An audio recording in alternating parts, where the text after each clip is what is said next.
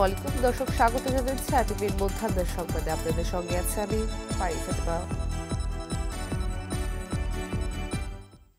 রাজধানীর মতিঝিলের সেনা কল্যাণ ভবনের পাশে শ্রী লক্ষ্মীনারায়ণজীর মন্দির দেবোত্তর সম্পত্তি উদ্ধারে উচ্ছেদ অভিযান পরিচালনা করছে ঢাকা জেলা প্রশাসন। সকাল 9:30টায় অভিযানটি শুরু হয়। মন্দির কমিটির নেতারা জানান, এই জমির পরিমাণ 36.66%। ব্রিটিশ আমল থেকে এক শ্রেণীর প্রভাবশালী মহল ভোগ দখল করে আসছে।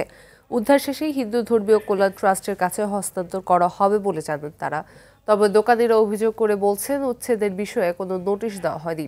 মতিঝিল রাজস্ব সার্কেলের সহকারী কমিশনার ও নির্বাহী ম্যাজিস্ট্রেট মাহমুদুল হাসান বলেন, দীর্ঘদিন যাবৎ অবৈধ দখলে থাকা দেবোত্তর সম্পত্তি ঢাকা জেলা প্রশাসকের নির্দেশে উচ্ছেদ করা হলে ধর্ম মন্ত্রণালয়ের মাধ্যমে হিন্দু ধর্মীয় কল্যাণ ট্রাস্টের কাছে হস্তান্তর হবে।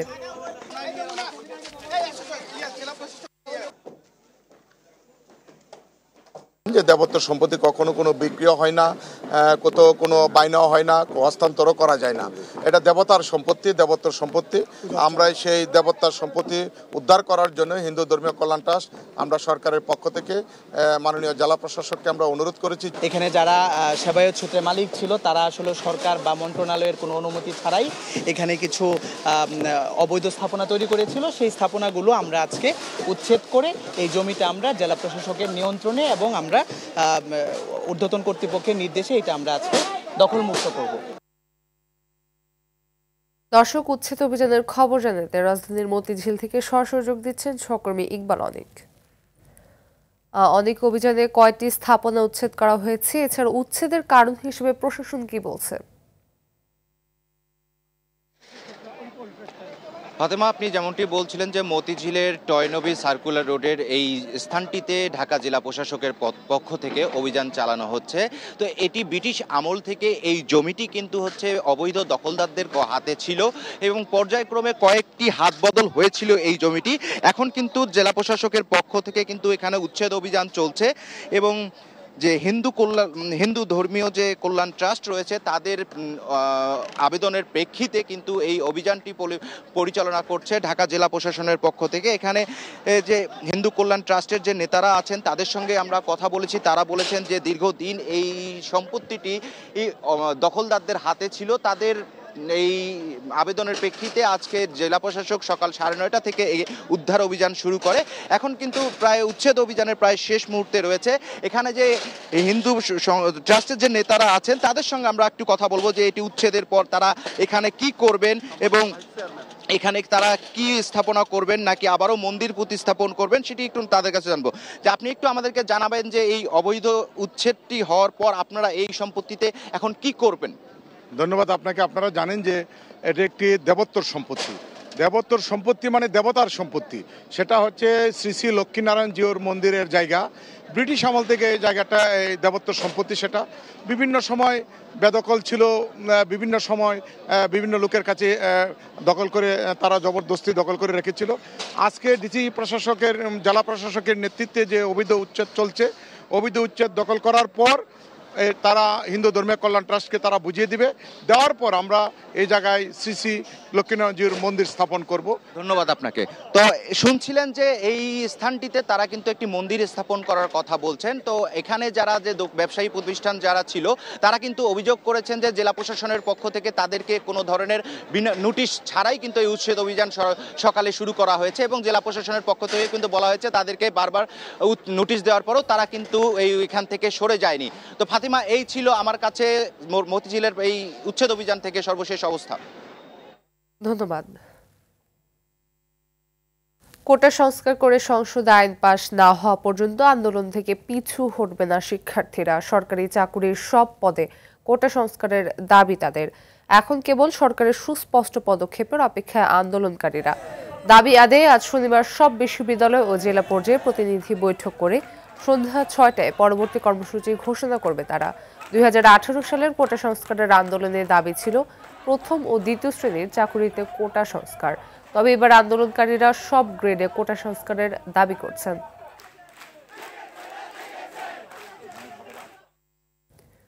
এদিকে পেনশন স্কিম প্রত্যয় বাতিলের দাবিতে আজও কর্মবিরতিতে ঢাকা বিশ্ববিদ্যালয় সহ দেশের 39টি পাবলিক বিশ্ববিদ্যালয়ের শিক্ষক কর্মকর্তা কর্মচারীরা।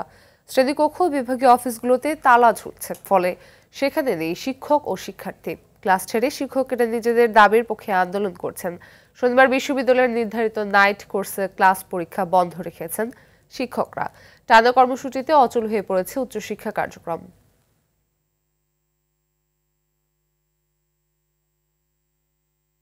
রাজধানীর বিভিন্ন এলাকায় গ্যাস সংকট চরম আকার ধারণ করেছে। বর্তমানে দিনের অধিকাংশ সময় বাসাবাড়িতে রান্নার কাজে গ্যাসের সরবরাহ প্রায় নেই বলেই চলে। কোনো কোনো এলাকায় গ্যাসের চুলা দিনের বেলাও চলছে না।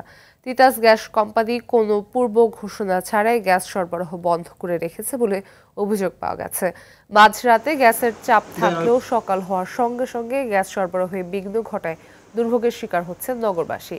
এই চিত্র রাজধানীর বনশ্রী, মোহাম্মদপুর, যাত্রাবাড়ি, রামপুরা, মগবাজার, বেইলি রোড, ইস্কাটন, মিরপুর সহ বিভিন্ন এলাকায়। শুধু বাসা বাড়িতেই নয়, পাম্পেও মিলছে না গ্যাস, ফলে দীর্ঘ লাইনে থেকে ভোগান্তি পোহাতে হচ্ছে চালকদের। সকালে একটু থাকে, তারপরে আবার চলে যায়। 3টার দিকে আসি। রমজানের থেকে শুরু, আজকে এতদিন ধরে গ্যাসের তো সমস্যা হলে আমরা চলবো কেমনে? সিরিয়াল 1 ঘন্টা 1.5 ঘন্টা 100 গাড়ি 50 গাড়ি, আবার কোনো গ্যাস পাম্প বন্ধও থাকে, পাই না গ্যাস। এদিকে কক্সবাজারে দেশের প্রথম সাবমেরিন কেবল সিমি উই 4 রক্ষণাবেক্ষণ কাজের জন্য শনিবার সকাল 6টা থেকে সন্ধ্যা 6টা পর্যন্ত 12 ঘন্টা আংশিকভাবে বন্ধ থাকবে ইন্টারনেট।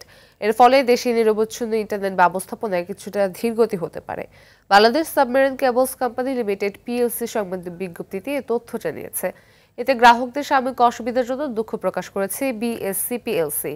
তবে এই সময় কুয়াকাটায় দেশের দ্বিতীয় সাবমেরিন কেবল সিমি উই 5 যথারীতি চালু থাকবে বলেও সংবাদ বিজ্ঞপ্তিতে জানানো হয়।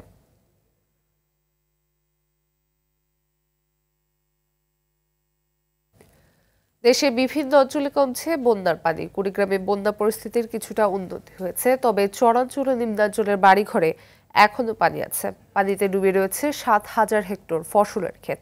জামালপুরে এখনো 6টি উপজেলার 2.5 লাখ মানুষ পানিবন্দী রয়েছে। টাঙ্গাইলে 1 সপ্তাহের বেশি সময় ধরে পানিবন্দী থাকায় দুর্ভোগ বেড়েছে হাজারো পরিবারের। তলিয়ে গেছে 7,500 হেক্টর জমির আউশ, পাট, তিল ও সবজি। বৃষ্টি কম হয় সুনামগঞ্জেও সুরমা নদীর পানি কমেছে। তারপর হাওর ও নিম্নাঞ্চলের অনেক রাস্তাঘাট পানিতে ডুবে আছে।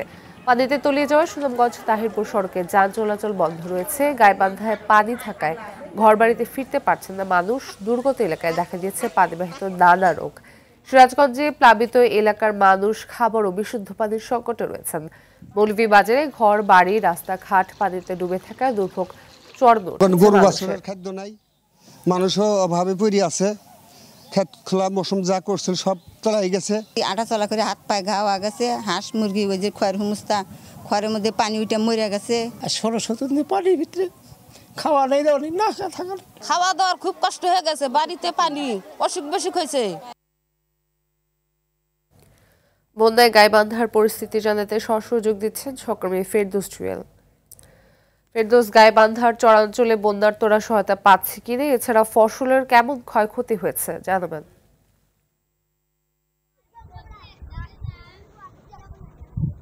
ফাতেমা, গাইবান্ধায় নদ নদীর পানি কিন্তু দ্রুত কমছে।